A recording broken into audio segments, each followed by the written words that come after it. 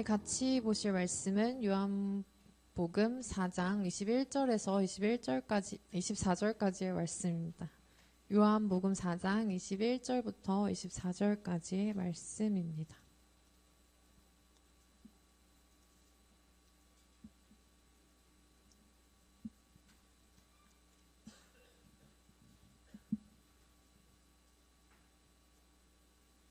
네, 찾으셨으면 같이 한 목소리로 봉독하시겠습니다. 시작. 예수께서 이르시되 여자여 내 말을 믿으라. 이 산에서도 말고 예루살렘에서도 말고 너희가 아버지께 예배할 때가 이르리라. 너희는 알지 못하는 것을 예배하고 우리는 아는 것을 예배하노니 이는 구원이 유대인에게서 남이라. 아버지께서 참되게 예배하는 자들은 영과 진리로 예배할 때가 오나니 곧 이때라. 아버지께서는 자기에게 이렇게 예배하는 자들을 찾으시느니라. 하나님은 영이시니 예배하는 자가 영과 진리로 예배할지니라. 아멘. 세 번역으로도 읽어볼게요. 시작. 예수께서 말씀하셨다. 여자여 내 말을 믿더라. 너희가 아버지께 이 산에서 예배를 드려야 한다거나 예루살렘에서 예배를 드려야 한다거나 하지 않을 때가 올 것이다. 너희는 너희가 알지 못하는 것을 예배하고 우리는 우리가 아는 분을 예배한다. 구원은 유대 사람들에게서 나기 때문이다. 참되게 예배를 드리는 사람들이 영과 진리로 아버지께 예배를 드릴 때가 온다. 지금이 바로 그때이다. 아버지께서는 이렇게 예배를 드리는 사람들을 찾으신다. 하나님은 영이시다. 그러므로 하나님께 예배를 드리는 사람은 영과 진리로 예배를 드려야 한다. 아멘. 성경책 요한복음 4장에 잘 펴놓으시고 이따가 또 앞뒤로 볼 거예요. 오늘 본문은 이제 사마리아 여인 혹은 수가성 여인에 대한 본문으로 이제 알려져 있습니다. 김보규님의 사마리아 여인에게 말을 건다. 이런 CCM 아시는 분 있을지 모르겠는데 그 사마리아 여인이 지금 이 사마리아 여인입니다. 이제 여러분들 수련회 가서 큰 흐름도 보고 이래서 조금 그래도 이제 말이 통할 거라고 생각하는데 남유다와 북이스라엘이 있었어요.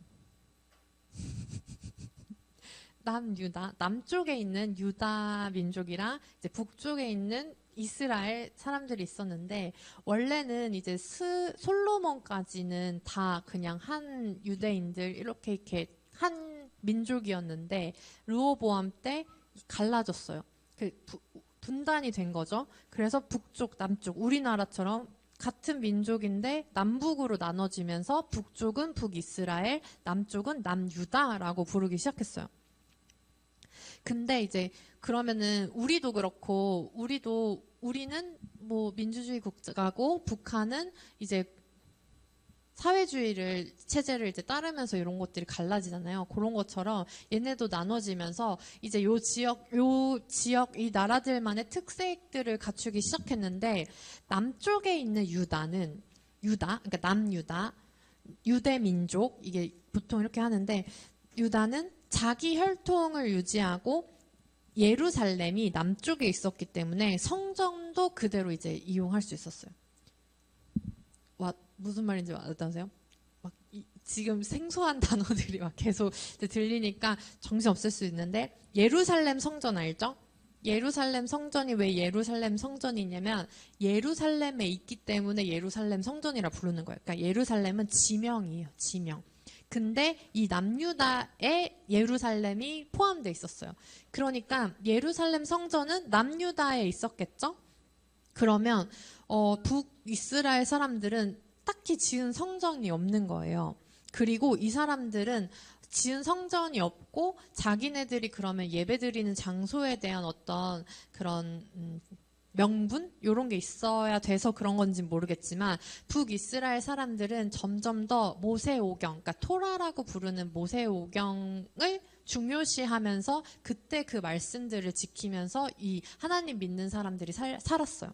근데 봐봐요. 모세오경이 창세기, 출애굽기, 레위기, 민수기, 신명기까지 있는 5권인데 이때 성전이 있었을까요? 없었을까요?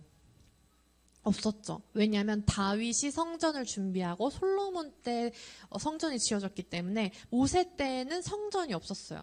근데 북이스라엘 사람들은 일단은 모세오경, 이 토라를 읽고 그렇게 하나님을 섬기면서 이제 거기서 신앙생활을 이제 하기 시작했고, 그리고 거기에는 성전이 없어. 그러니까 이 모세오경 안에 있는 아브라함 이야기 중에 아브라함이 제사를 드렸던 장소가 있어요. 거기에다가 여기서 그럼 우리가 전통적으로 우리의 조상 아브라함이 요 세겜 땅에서 제사를 드렸으니까 우리가 여기를 예배하는 곳으로 삼자 해가지고 거기가 이제 그리심산이 있는 곳인데 이제 거기서 예배를 드리기로 정한 거예요. 이 사람들끼리. 그리고 북이스라엘 남유다는 이제 조금 더 같지만 북이스라엘은 분열된 지 얼마 안 돼서 아시리아의 멸망을 하면서 이제 아시리아 사람들이 이 사마리아 지역에 이방인들을 보내기 시작했어요. 의도적으로. 그러니까 혼혈 정책을 쓰려고 점령하면서 이제 북이스라엘은 멸망을 했고 이제 의도적으로 이방인들을 사마리아에 이주시키면서 사마리아에는 이방 종교도 많이 들어왔고 그리고 이방인과의 혼인도 이루어지면서 혼혈이나 그런 복잡한 혼합된 문화들이 이제 이 사마리아에 있게 되고 그리고 친아시리아 지역이 됩니다. 왜냐하면 이방인들이 아시리아 사람들이 사마리아에 많이 와서 거주하기 시작했기 때문에 좀 혼합 정책도 많이 사고 약간 글로벌까지는 아니겠지. 하여튼 그런 뭔가 섞인 느낌이 되는 도시가 된 거예요. 그러니까 이 남유다 입장에서 봤을 때는 이 사마리아 지역이 뭔가 이방 문화에 오염되어 있는 곳으로 인식을 한 거예요. 그러니까 뭐 혼혈도 혼혈이지만 그런 것보다는 이방 종교가 많이 들어와서 이방신을 숭배하는 이미지가 더 컸을 것 같다고 하더라고요. 주석에서 보니까. 그러니까 이제 뭐 다른 사람이랑 혼인하고 뭐 이런 거보다는 야 너네 뭐 이방신 섬기고 너네 막 하나님 없이 니네 하고 싶은 대로 살고 그런 지역 출신이잖아. 이런 인식들이 있었던 거예요. 그러니까 이 유대 사람들은 사마리아를 지나서 갈 일이 있으면 여기를 거쳐서 안 가고 이렇게 돌아서 갔어요. 그러니까 사마리아랑은 상종도 하기 싫어하는 그런 문화가 있었습니다.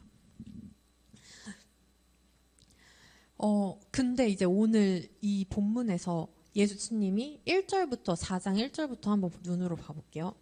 제가 읽어볼게요. 예수님이 이제 예수께서 제자를 삼고 세례 베푸시는 것이 요한보다 많다는 말을 바리새인들이 들은 줄 아시고 이제 뭔가 이제 그 자리를 피하시려고 사마리아 넘어서 가셔야 되는데 4절에 사마리아를 통과하여야겠는지라. 5절 사마리아에 있는 수가라 하는 동네에 이르시니 야곱이 그 아들 요셉에게 준 땅이 가깝고 거기에 야곱의 우물이 있었어요. 그리고 예수께서 길을 가시다가 피곤하여서 우물 곁에 그대로 이제 앉아 계셨는데 6시, 이거는 이제 정오예요. 낮 12시를 말하는데 그쯤이 되었던 거예요. 근데 그때 사마리아 여인 한 사람이 지나가면서 이제 물을 기르러 이 야곱의 우물에 옵니다. 그러니까 예수님이 이 여인한테 나도 물 좀 한 잔만 주시오 이렇게 한 거예요. 그리고 제자들은 그때 없었어요. 다른 먹을 걸 사러 다른 동네 이렇게 갔고 이제 예수님만 그 우물가에서 이 여인에게 나 물 한 잔만 달라 이렇게 하신 거예요. 그러니까 9절에 사마리아 여자가 이르되 당신은 유대인으로서 어찌하여 사마리아 여자인 나에게 물을 달라 하나이까 이는 유대인이 사마리아인과 상종하지 아니함이로라. 그러니까 다른 유대인들은 사마리아 사람을 상종도 안 하는데 예수님이 지금 말을 걸고 계신 거죠. 게다가 뭔가를 요청하고 부탁하고 계신 거예요. 나 물 한 잔만 달라고.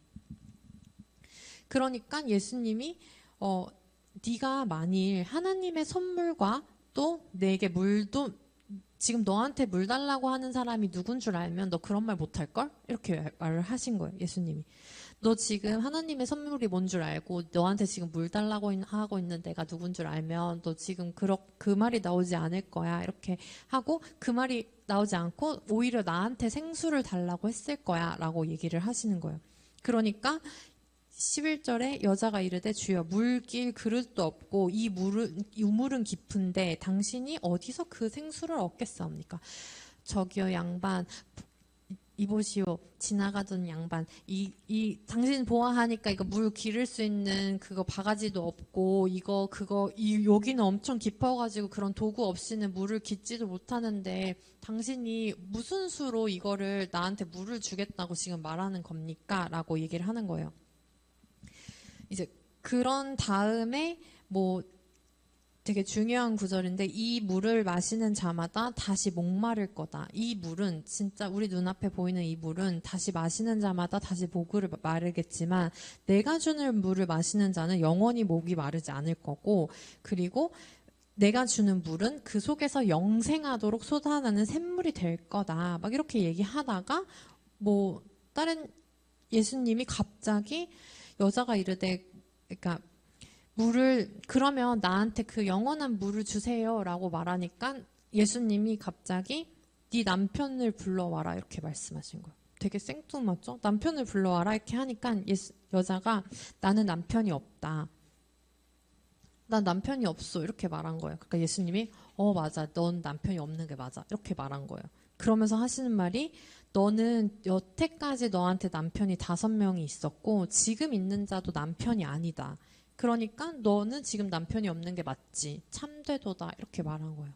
제가 저번에 한번 말한 적이 지나가면서 말한 적이 있었는데 이 요한복음은 숫자 6을 되게 의도적으로 불완전한 숫자로 이렇게 상징적으로 계속 써요. 그러니까 7을 의도적으로 완전수로 쓰고 6을 의도적으로 되게 불완전수로 쓰는데 봐봐요. 이 여자한테 있었던 5명의 남편이 있었고 지금 사는 남편까지 해서 6명의 남자가 이 사람한테 있었지만 뭐 지금은 너 남편 없지 않냐 이런 상황인 거예요.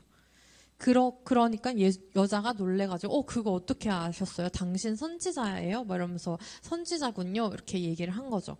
그리고 나서 이게 이제부터 오늘 본문인데 당신은 선지자군요. 우리 조상들은 이 산, 지금 이 그리심산에서 세겔 땅에서 예배를 하였는데 당신들, 유대인들, 유다 사람들의 말은 예배할 곳이 예루살렘에만 있다고 말하더이다. 이렇게 얘기한 거죠.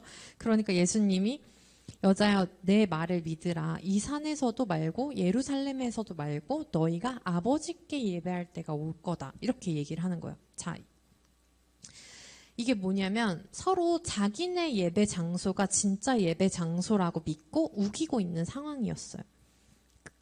그러니까 이 예배 장소는 되게 오랜 정통이자 굳건한 믿음이었겠죠. 예배는 여기서 드리는 거야 라고. 그리고 이렇게 물어보는 거는 뭐가 내재되어 있냐면 유대인들이 예배 장소로서 예루살렘 성전이 더 우월하다고 주장하고 있었기 때문에 이 사마리아 여인은 이거를 이제 물어본 거죠. 왜냐면 사마리아에 유대인이 올 확률은 거의 없으니까 그동안 유대인들한테 궁금해하고 있었던 거를 유대인 보자마자 이제 물어본 거예요. 너 그 예배 장소에 관한 문제를. 그런데 예수님이 거기에 대고 뭐라고 말하냐면 봐봐. 너 말처럼 여기서 꼭 예배를 드려야 돼? 아니면 저기는 안 돼? 이런 얘기는 이제 더 이상 하지 않는 날이 올 거야. 예배에 대한 개념이 장소에 갇혀 있는 사람에게 그리고 어디에서 드리는지가 제일 중요한 그 시대에 예수님은 예배는 그게 더 중요한 게 아니라고 말씀하신 거죠. 그러면서 장소 중심의 질문 자체가 지금 잘못된 거다라고 짚어주십니다. 장소에 묶여서 예배는 이래야 돼, 저래야 돼. 뭔가 형식에 얽매여서 드리는 거. 그거 지금 너네도 모르고 있는 그런 예배를 드리는 거야. 근데 하나님은 왜냐면 그거는 너네도 모르는 예배를 드리고 있어. 왜냐면 장소 중심적인 예배니까 하나님보다 장소나 형식이 더 중요하다는 거잖아. 이런 얘기를 하신 거예요. 너네도 모르는 그런 예배, 장소 중심적인 예배 지금 드리고 있지. 근데 우리는 아는 것을 예배해. 아는 하나님을 예배해. 그런 사람, 하나님을 아는 사람, 그 사람이 구원받은 거야. 라고 예수님 얘기하고, 여기서는 이제 그게 유대인이다라고 이제 설명을 하시는데, 여기서 말한 유대인은 결국에 하나님을 아는 사람, 장소에 얽매이지 않고 진짜 예배를 드려서 구원받는 사람 얘기하고 있는 거예요. 그러니까 하나님은 그렇게 장소 따지면서 이게 옳네 저건 틀리네 하는 사람이 아니라 참되게 예배하는 자들을 찾으시는데 뭐가 참된 예배냐면 영과 진리로 드리는 예배다. 근데 이제 여기에 참되게 예배하는 자들 써 있잖아요. 23절에 아버지께 참되게 예배하는 자들은 영과 진리로 예배할 때가 오나니 곧 이때라. 그러면서 아버지는 자기에게 이렇게 예배하는 자들을 찾으시느니라. 이걸 요약하면 하나님은 자기에게 참되게 예배하는 자를 지금 찾고 계신다. 이 말이죠. 그럼 참되게가 뭐냐? 참되게 예배하는 게 뭐냐? 방금 말했던 것처럼 영과 진리로 들리는 예배가 참된 예배예요. 이거를 이제 참되게 예배하는 자들 이렇게 풀어 써서 그렇지 영어로 보면은 true worshippers예요. 진짜 예배자들. 그러니까 참되게 예배하는 자들은 찐 예배 드리는 사람들을 얘기하는 거고 여기서 찐 예배자들은 이제 하나님이 찾으시는 찐 예배자들이 예배하는 날이 올 텐데 이 찐 예배자들은 아까 여기 영과 진리로 예배한다고 말했잖아요. 그거를 영어로 뭐라고 하냐면 we'll worship the Father in spirit and in truth. 이거 R 발음도 해야 되고 TH 발음도 해야 되고 어쨌든 트루스 그러니까 스피릿이랑 진실 안에서 영과 진실 안에서 예배를 드려야 된다라고 말하고 있는 거예요. 여기서 진실은 뭘 말하냐면 거짓이 없는 사실을 말해요. 그리고 마음에 거짓이 없이 순수하고 바른 거 이게 진실이에요. 참되고 변하지 않는 영원한 진리를 따르는 거 이게 이제 진실이에요. 그럼 이 영과 진실로 드리는 예배를 잘 기억하고 다시 위쪽 본문으로 가볼게요. 그럼 예수님이 왜 이거를 물어보셨는지 좀 이해가 갈 수 있어요. 영과 진리를 지금 얘기하고 있는데 우리 입장에서는 지금 너무 생뚱맞은 대화잖아요. 그렇죠? 물 달라고 했는데 물 달라고 했는데 물은 주지도 않고 내가 너 누군 줄 알았으면 나한테 물 달라고 했을걸? 이렇게 했다가 갑자기 너 남편 데리고 와봐 이러는데 맞아 너 남편 없지? 이랬다가 갑자기 예배 얘기했다가 그러면서 예배 영과 진리로 하면 그 진짜 예배야. 이렇게 지금 되게 맥락이 되게 이상한데 영과 진리를 다시 한번 생각하고 위를 가보면 영은 뭐냐면 13절에 보면 이 물을 마시는 자마다 다시 목마르려니와 내가 주는 물을 마시는 자는 영원히 목마르지 아니하리니 내가 주는 물은 그 속에서도 영생하도록 솟아나는 샘물이 되리라. 영은 보이지 않아요. 그러니까 보이는 걸로 드리는 거, 육적으로 드리는 거, 내 몸이 와서 드리는 거 이거 육적인 거고 뭔가 보이는 거죠. 근데 영적인 거는 보이지 않아요. 그러니까 영적인 건 영으로 드리는 예배는 영원히 목마르지 않는 영생하도록 솟아나는 샘물을 구하고 찾고 마시는 거예요. 그러니까 물리적으로 생리적으로 물을 마셔서 갈증이 해소되었는 차원이 아니라 물을 마시지도 않았는데 보이지도 않는 갈증이 결핍이 채워지는 걸 하나님 앞에서 경험하는 거. 이게 영적인 예배입니다. 그럼 진실로 드리는 예배는 뭘까요? 그 뒤에 나와요. 예수님이 갑자기 남편을 불러오라고 하죠. 그럼 17절에 여자가 대답하여 이르되 나는 남편이 없나이다. 그러니까 예수님이 네가 남편이 없다 하는 말이 옳다 하면서 이건 right 이렇게 말해요. 옳다, 틀림이 없다라고 말해요. 근데 그 뒤에 너에게 남편이 5이 있었고 지금 있는 자도 네 남편이 아니니 네 말이 참되도다. 이건 truth. 거짓이 없음. 하나님은 지금 옳고 틀리고 이게 아니라 예수님이 참된 거를 원하시는 거예요. 이거는 예수님 앞에서, 하나님 앞에서 거짓 없이, 숨기는 거 없이, 그 어떤 부끄러움도 상관하지 않고 하나님 앞에서 드러내는 거. 이게 진실이에요. 거짓이 없는 거. 지금 이것만 듣고 그 뒤에 어마어마한 일이 일어나요. 25절에. 영과 진리로 예배한 때가 올 거다 하니까 25절에 여자가 이르되 메시아 곧 그리스도라 하는 이가 오실 줄을 내가 아노니 그가 오시면 내게 알려주셔서 막 이렇게 막 하니까 예수님이 네가 말하는 그 메시아가 나다라고 알려주세요. 그 다음부터 이 사람이 그 어디냐 여자가 이제 27절에 보면 이때 제자들이 돌아와서 예수께서 여자와 말씀하시는 것을 이상히 여겼으나 무엇을 구하시나이까 어찌하여 그와 말씀하시나이까 묻는 자가 없었어요. 근데 그때 이제 여자가 딱 깨닫고 여자가 물동이를 버려두고 동네로 들어가서 사람들에게 이르되 내가 행한 모든 일을 내게 말한 사람을 와서 보라. 이는 그리스도가 아니냐. 이러면서 이 여자가 예수님을 그리스도라고 고백하면서 사람들한테 와서 봐봐. 예수님이 여기 계셔. 이 그리스도가 지금 여기 있어. 라고 전하는 사람이 되어버린 거죠. 근데 처음부터 이 사람이 그리스도라고 고백한 건 아니었어요. 저 같은 경우에는 여기 이 부분에 다른 색으로 이제 동그라미를 계속 쳐놨는데 어느 거냐면 9절. 예수님을 처음에 이 여자는 어떻게 인식했냐면 9절에 보면 사마리아 여자가 이르되 당신은 유대인으로서 그러면서 처음에 그냥 이 여자가 이 예수님을 봤을 때는 그냥 지나가는 유대인 1 이런 식으로 인식한 거예요. 그냥 유대인 이렇게 본 거예요. 근데 11절에 주여라고 불러요.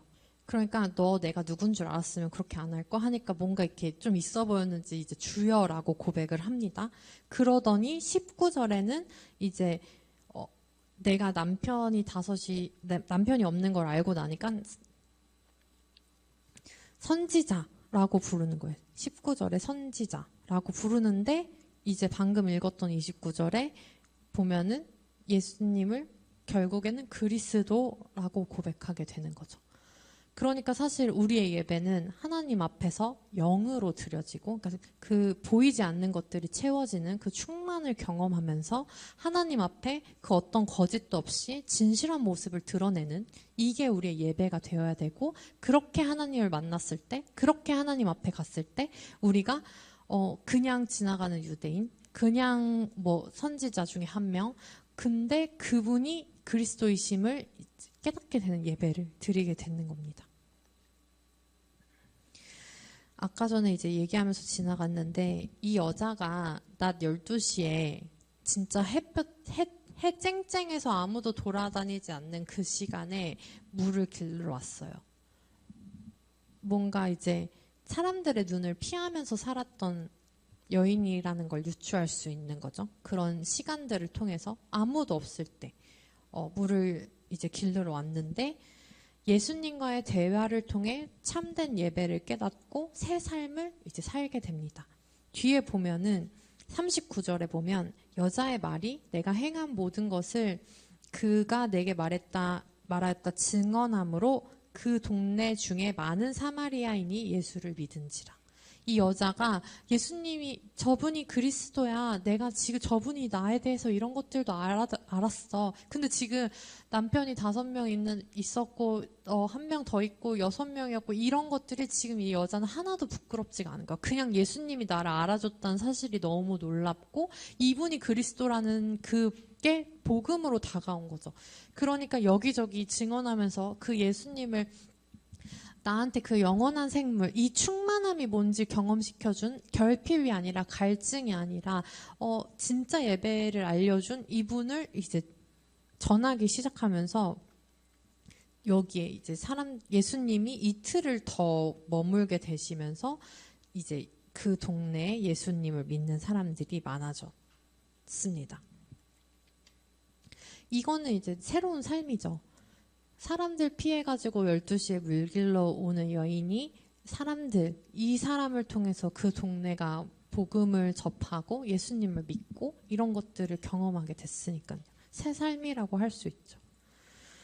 영과 진리의 예배 속에서, 그러니까 진실을 드러내놓고 결핍돼 있는 거, 부끄러웠던 거, 컴플렉스, 내 그림자, 그걸 빛으로 비추니까, 빛으로 채워지니까, 예수로 충만하니까 갈증이 해소되고 결핍이 채워지고 사람들을 피해 살았던 그 삶이 변화되고 예수님에 대한 인식이 달라지면서 예수를 그리스도라, 구원자라 고백하는 삶을 살게 된 겁니다.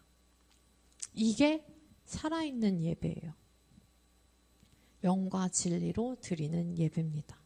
거짓 없이 드러내놓고 결핍이 채워지는, 빛으로 예수로 충만해진, 그게 하나님이 찾으시는 그런 예배를 드리는 사람을 하나님은 오늘도 찾고 계시고요. 이제 우리는 그 앞에 선택을 해야 합니다. 진실 앞에 설 것인가, 거짓 뒤에 숨을 것인가. 여러분들 지금 어떤 모습으로 나왔는지 모르겠어요. 그리고 저는 이게 결국 영으로 드리는 예배고 진실로 드리는 예배니까 저는 여러분들의 그 영이 어떤 모습인지, 뭐가 진실인지, 뭐가 거짓인지 겉모습으로 판단할 수 없어요. 그러니까 여기 가만히 예쁘게 앉아있고 시간 잘 지켜서 왔다고 진짜 예배를 드리고 있는지 저는 모르죠. 근데 하나님은 아시는 거예요. 예수님은 알고 계시는 거예요. 지금 여러분 속에 그 문제가 뭔지, 어디서 결핍을 누리고 갈증을 느끼고 있는지 예수님은 알고 계신 거예요. 그거를 드러내놓고 하나님 앞으로 나오는 거. 그게 예배입니다. 여태 숨어서 예배를 드렸다면 이제 우리 합심해서 찐으로 예배를 합시다. 그런 충만한 예배가 우리 고등부 가운데 드려지면 좋겠습니다. 오늘은 제가 콘티를 짰기 때문에 이제 요 설교들이랑 연결이 좀 돼 있어서 충만을 이 시간에 부르고 헌금송을 더 원합니다로 부르고 파송 찬양을 합심으로 부르겠습니다.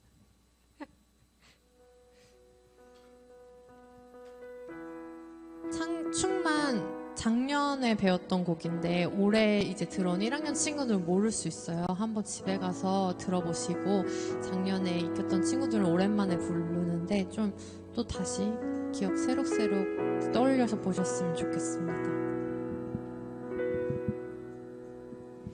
무명이어도 공허하지 않은 것은 예수 안에 난 만족함이라. 가난하여도 부족하지 않은 것은 예수 안에 오직 나는 부요함이라. 고난 중에도 견뎌낼 수 있는 것은 주의 계획 믿기 때문이라. 실패하여도 일어설 수 있는 것은 예수 안에 오직 나는 승리함이라. 난 예수로 충만하네. 난 예수로 충만하네.